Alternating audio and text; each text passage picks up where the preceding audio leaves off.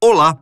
No último dia 8 de abril, os habitantes do hemisfério norte, sobretudo no México, Estados Unidos e Canadá, tiveram a sorte de contemplar um belíssimo espetáculo produzido por um eclipse solar total. Este foi o evento mais duradouro do século, tendo um pico de quase 4,5 minutos em algumas regiões. E a próxima oportunidade para contemplar algo assim ocorrerá apenas em 2044. Longe, não? Bom, muitos de nós, habitantes do hemisfério sul, ficamos chateados por não ter a chance de presenciar este momento único. Concorda? Mas não se entristeça, porque eu trago boas notícias. No vídeo de hoje, nós vamos conhecer 4 fenômenos incrivelmente raros que aparecerão no céu e que você poderá aproveitar. São eclipses, cometas, chuvas de meteoros e muito mais. Então fique conosco para não perder. Ok? Combinado? Então vamos lá. Eclipse. Então vamos começar justamente por eles, os eclipses. Mas antes de saber quando e onde eles serão visíveis, vamos entender um pouco melhor sobre os seus tipos, para saber realmente o que podemos esperar e como nos preparar adequadamente. Existem basicamente 2 tipos de eclipses, o solar e o lunar. Em termos gerais, eles são causados pela posição de nossos principais astros em relação ao nosso planeta. Um eclipse solar, por exemplo, acontece quando a Lua está entre o Sol e a Terra, de forma a lançar uma sombra sobre nós, bloqueando a luz emitida pela nossa estrela. Às vezes, essa luz é bloqueada em partes, formando o eclipse solar parcial, e às vezes a obstrução é completa, causando um eclipse solar total, como o que aconteceu no início do mês de abril. Este fenômeno é considerado raro, porque a sombra da Lua na Terra é relativamente pequena. Por isso, ele é restrito e é preciso estar no centro da incidência para poder observá-lo em sua completude. Para termos uma noção, a NASA diz que leva cerca de 400 anos para um eclipse solar total passar por uma mesma região aqui em nosso planeta. Ou seja, quem viu, viu. Caso contrário, só viajando para outros lugares atrás de uma nova oportunidade. Mas existe um fenômeno parecido que está entre o total e o parcial e é um pouco menos raro, o eclipse solar anular. Nele, a Lua não consegue se alinhar perfeitamente com o Sol, produzindo um anel de fogo ao redor do astro. Muitos acham que este evento é ainda mais bonito que o eclipse total. E eu confesso, que é difícil discordar, viu? Já o eclipse lunar ocorre quando o nosso satélite natural e o Sol estão em lados opostos, deixando a Terra no centro. Neste caso, é a sombra do nosso planeta que incide sobre a Lua, produzindo 2 regiões mais escuras, a umbra e a penumbra. A umbra é a região que não recebe ou recebe pouco a luminosidade do Sol. Já a penumbra recebe um pouco dessa claridade, formando uma sombra mais clara, produzida pela incidência indireta dos raios solares. Isso gera 3 tipos de eclipses lunares diferentes: o penumbral e o umbral, que, como o próprio nome indica, se refere ao local onde o satélite está posicionado, e o parcial, que mostra a transição entre a penumbra e a umbra durante o eclipse. No entanto, ao contrário do que podemos imaginar, durante um eclipse umbral, a Lua não fica totalmente escura, porque mesmo quando ela está nessa região, ainda recebe alguns raios solares desviados pela atmosfera terrestre, o que gera um tom avermelhado, que conhecemos como lua de sangue. Agora que já conhecemos os tipos de eclipse e como eles funcionam, vamos saber quais e quantos podemos aproveitar neste ano de 2024. O primeiro deles será um eclipse lunar parcial e vai acontecer entre os dias 17 e 18 de setembro. Ele será visível em praticamente todo o nosso país, mas de forma tênue. Então, se você tiver binóculos, um telescópio amador ou puder contar com o auxílio de uma câmera, mesmo que de celular, poderá aproveitar melhor o fenômeno. O segundo, e mais esperado, será um eclipse solar anular, aquele que produz o anel de fogo que comentamos. E irá acontecer no dia 2 de outubro. Infelizmente, essa característica especial só poderá ser vista em locais mais ao sul das Américas e na Antártida, mas nós ainda poderemos observá-lo como um eclipse solar parcial aqui no Brasil. Os lugares privilegiados serão os estados da região sul e sudeste, exceto a porção norte de Minas Gerais e o Mato Grosso do Sul. Moradores de alguns lugares da Bahia, Goiás e Mato Grosso também terão a chance de flagrar o evento. Mas atenção, os eclipses solares precisam de muita cautela para serem apreciados, né? Evite usar equipamentos sensíveis, como câmeras e celulares, sem os filtros de proteção apropriados, pois isso pode danificar seus equipamentos. Jamais use telescópios amadores e binóculos para observar o Sol diretamente e nunca, de modo algum, olhe diretamente para o eclipse. Nem use óculos escuros ou chapas de raio-x, que oferecem uma falsa proteção. Para desfrutar do momento com segurança, é preciso utilizar os utensílios adequados. Você pode usar filtros de soldador de número 14 ou superior, lentes ou visores certificados com padrão NBR ISO 12312-2, ou usar métodos de observação indireta, fazendo um furo em um pedaço de papelão para produzir uma sombra no chão ou em uma superfície branca. Olha lá, hein? Se cuide. Não diga que eu não avisei. Bom, Cometa do Diabo. O próximo evento raro que poderemos presenciar é da passagem do Cometa do Diabo. Mas calma. Apesar do nome macabro, ele não oferece nenhum perigo para nós. Seu nome oficial é 12P Pons Brooks. E ele foi observado pela primeira vez em 1812 pelo astrônomo francês Jean-Louis Pons. Seu próximo avistamento só foi possível em 1883 e foi realizado pelo astrônomo inglês William Robert Brooks. Por isso, ele recebeu esse nome, Pons Brooks.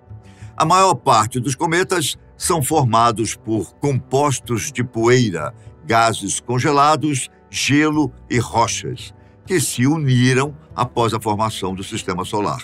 Geralmente, à medida que eles se aproximam do Sol, ficam mais lentos pela atração gravitacional e se tornam mais quentes e brilhantes.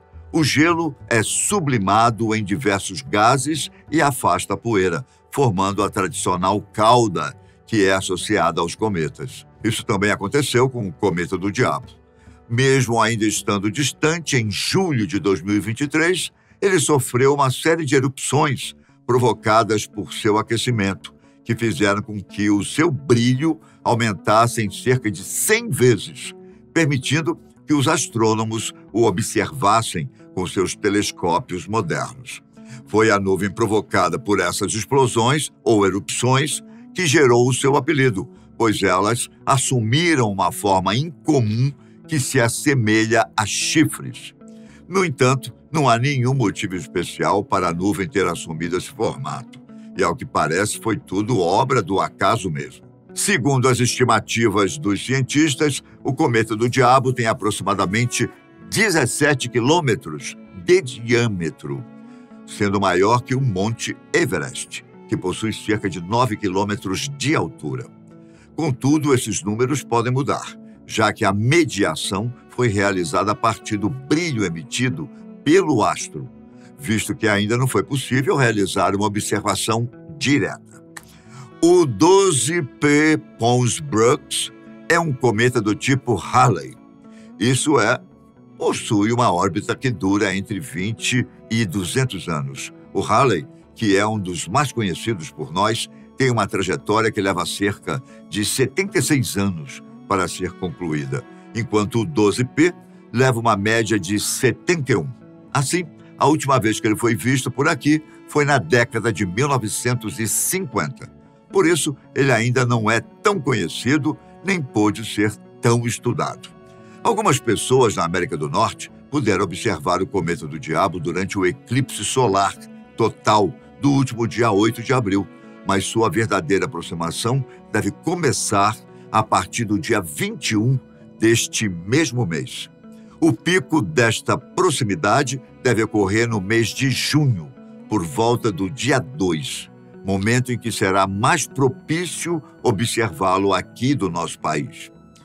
Bom, dessa vez, as regiões privilegiadas serão as do Norte e Nordeste, mas o 12P também poderá ser visto em outros locais. Para observá-lo, você deverá procurar um local plano, preferencialmente escuro, em um dia com o céu limpo, sem nuvens. Você poderá localizá-lo no horizonte oeste, olhando para a mesma direção do pôr do sol.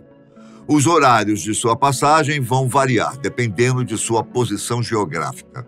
Na região norte, o cometa do Diabo poderá ser visto até às 19h50, principalmente no Acre.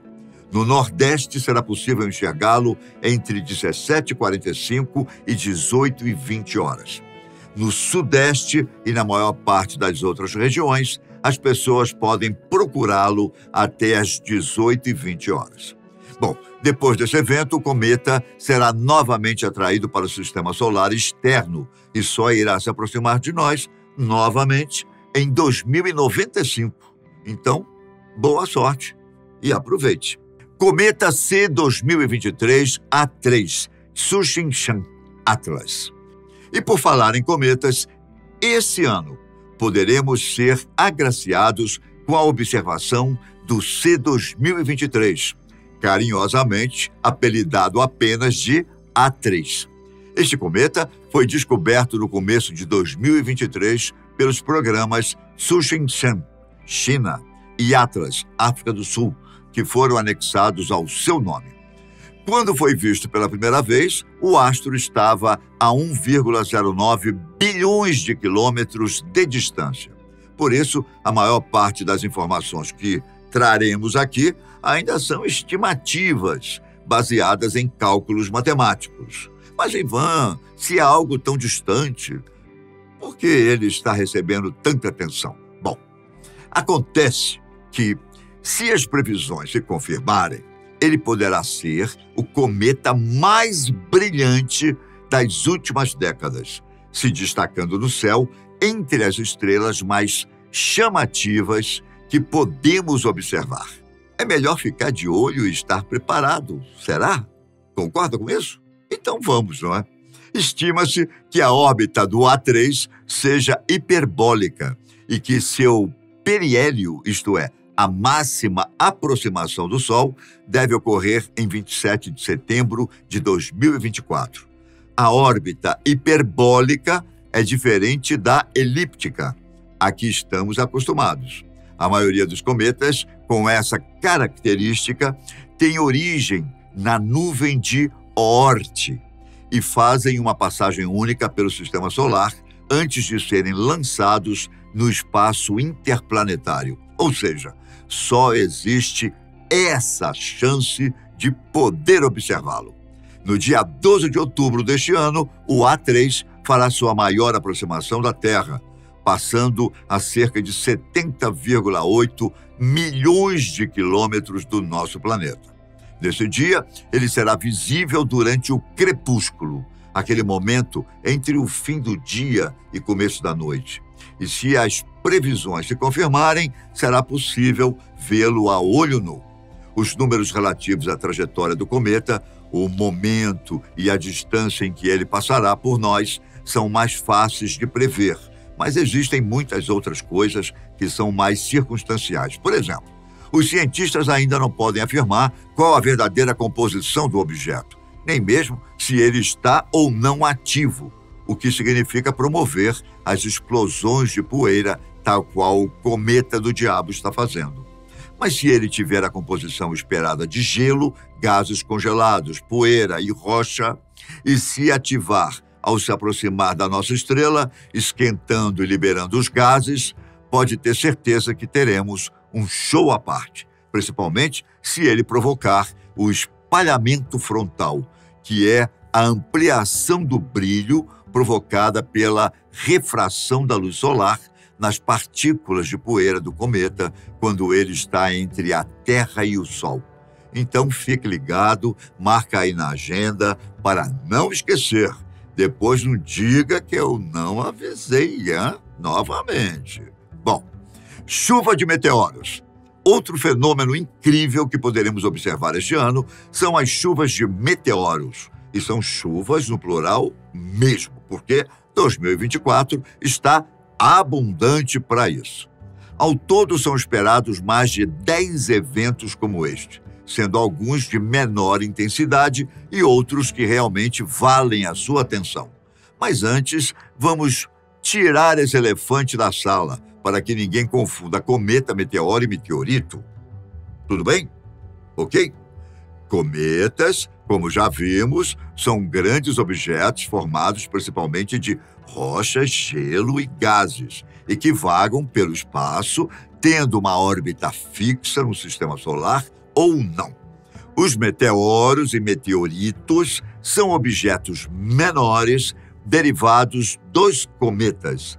Na maior parte das vezes, eles são formados de gelo ou são muito pequenos. Então, eles se desintegram quando entram na atmosfera terrestre.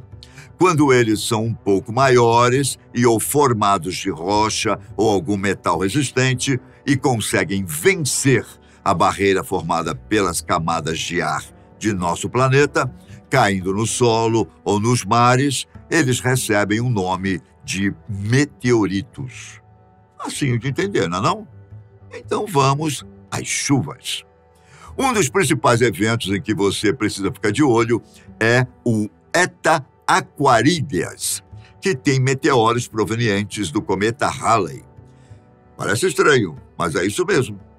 Apesar de estar longe deste cometa passar por nós novamente, nós podemos observar seus remanescentes, que caem por aqui quando sua órbita coincide com a da Terra. Parece uma forma de nós matarmos a saudade, não é não? O Halley é deslumbrante.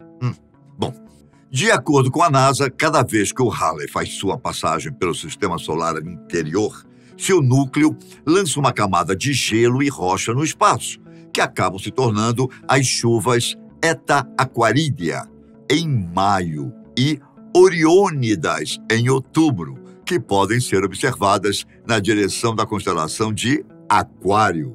O pico desta primeira deve acontecer no dia 5 de maio e pode ter até 160 meteoros observáveis por hora.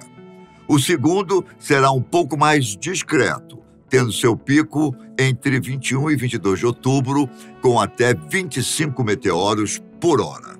Está anotando tudo isso? Então vamos continuar.